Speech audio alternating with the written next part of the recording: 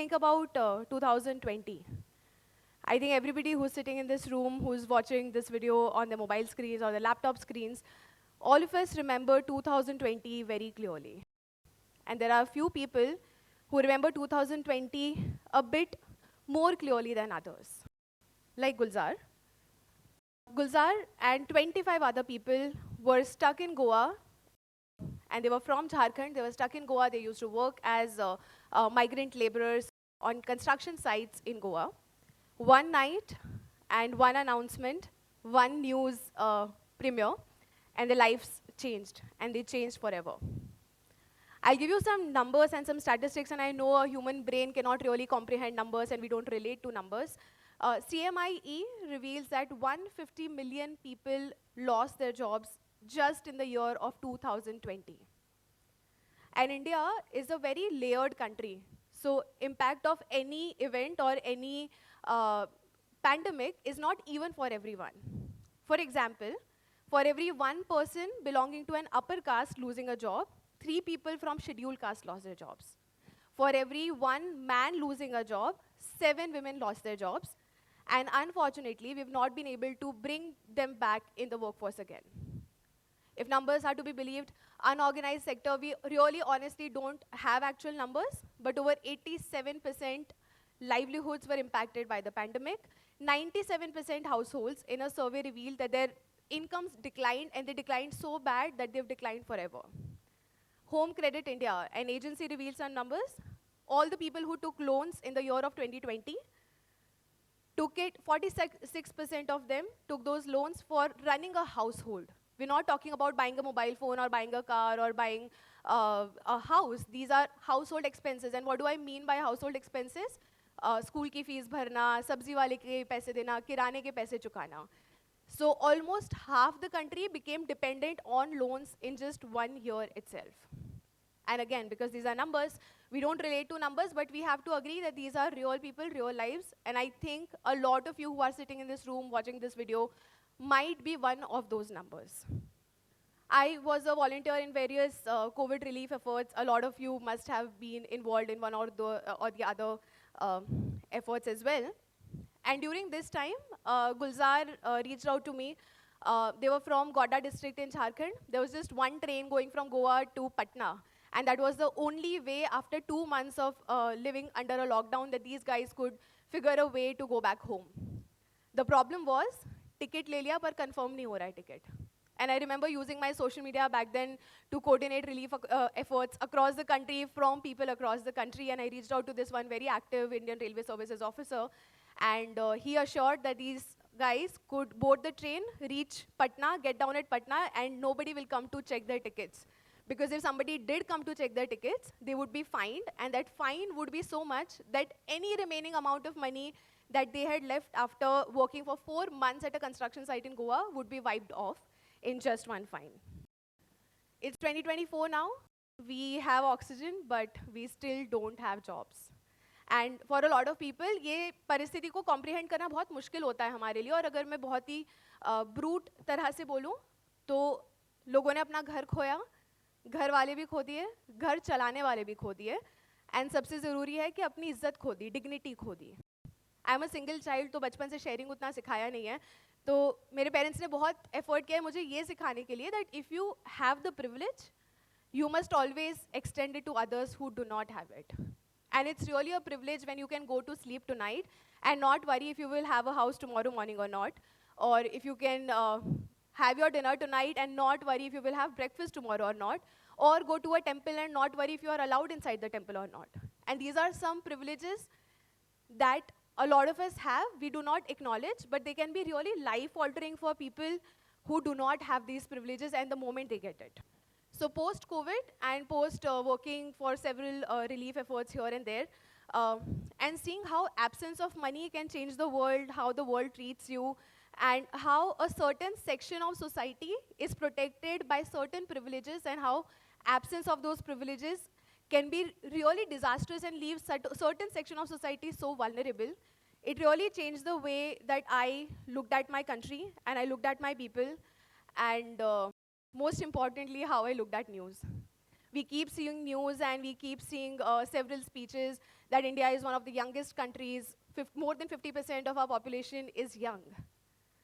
But what they don't tell us that this population is also a very, very jobless population. 42% of young graduates under 25 today are unemployed.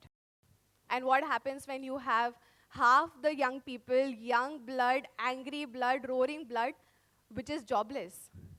Like they say, khali dimag, shaitan ka ghar. This population, this young population, instead of becoming like an engine that pulls the country forward, it becomes like an extra unwanted heavyweight that pulls the country down. We realize that this is a problem which needs to be addressed, and it needs to be solved now. And it needed to be solved efficiently and very objectively. We did not want to take a NGO route or a route where we are still dependent on other people's aid. So we started India Action Project in 2022, primarily working on three things, which is one, tech in governance, skilling, and third is tech in commerce. Bridge में एक कहावत होती है कि भूखे पेट भजन ना होए Gopala. I really cannot expect a man who is hungry, who doesn't have a roof on his head, to come and take a training session on artificial intelligence and machine learning. So to pull out 230 million people who went into poverty during the pandemic years, it was very important to make sure that the basics are met. What are the basics? Roti, kapda, and makan. And thankfully, we live in India, which is a beautifully designed welfare state. For many of you who do not know, India spends about 20,000 crores every single year on several schemes and several subsidies to make sure that the underprivileged and the marginalized get basic facilities and they come to an equal playing field. So we designed our app called DigiBharat app, where we mapped about 3,000 government schemes with several data points. We made a engine, a matching engine, like how you have Tinder, it became a Tinder for government schemes. And we made this matching engine which would match people with all the eligible government schemes within seconds. We integrated with several sitting member of parliaments and MLAs and their offices to make sure that this facility reaches out to most eligible citizens. But what we also realized that in India, only technology does not help. You can't just make an app and expect it to work. You need to have a phygital solution, which is a physical and a digital solution. So we built a layer of Digi Sathis. These are representatives of the village from the village, and we chose one Digi Sathi per village across the state of Gujarat. We started with Gujarat and expanded it to Jharkhand. Right now, we have about 8,000 Digi Sathis across Gujarat and Jharkhand. These Digi Sathis were trained. They were digitally trained, they were trained in bureaucratic processes, governance processes, and they would hold several camps to make sure that people are getting they're getting to know what schemes they are eligible for, how to apply for them, because a lot of these schemes and the budgets that are allocated, they lapse every year because most people don't know what schemes they are eligible for, they don't know how to do the paperwork. The filing of the schemes, the paperwork, the application of the scheme is so complicated that most people who do not know how to use a mobile phone or don't know English or Gujarati cannot really even apply for it. So this is what our DigiSathi started doing, and within a year and a half, about 28,000 people could access benefits of about 51 crore rupees. We soon realized that yes, we are giving people their benefits, but ये तो उनका अधिकार है ना, ये तो right है उनका. हमने उनको extra क्या दिया? And I think a lot of people who sit here will agree that अपनी मेहनत की जो कमाई का एक रोटी होता है is way more fulfilling than what you get as a freebie. So soon we realized that we needed to build sustainable solution that integrates with what the country is right now. We did not want to create a disruptive model or a disruptive solution. We wanted to create a solution that integrates with the social fabric and use technology to scale that solution in making sure that we are creating livelihood for people in the country.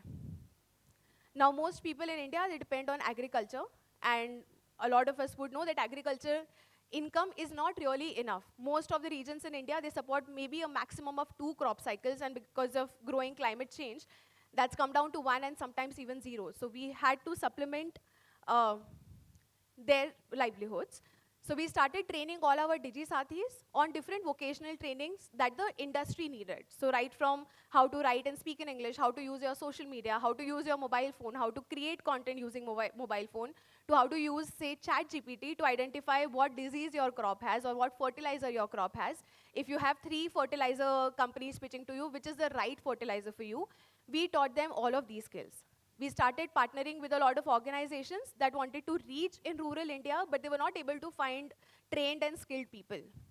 And our Digi-Sathis became representative for these organizations in their villages. Using this model, about 4,200 people right now are earning a monthly income of about 15 to 18,000 rupees. In the next leg of what we are working on, our tech operations and marketing teams will be providing global support to all the Digi-Sathis who are manufacturing. We set up several small micro enterprises within the villages itself so that people not only make in India, they make it in their own village. They don't have to go to the city to sell it. They don't have to struggle.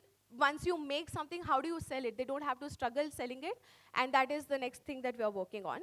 And I strongly agree कि माँ लक्ष्मी अगर एक बार किसी पे कृपा कर देती है तो आधे दुख तो उधर ही कट जाते हैं लोगों के. So food with dignity, it comes with economic resilience, and that economic resilience is what we are trying to provide with India Action Project, where we are integrating grassroots and technology. Independence Day in India is just around the corner, and I think this is our little tiny contribution into making India actually economically independent.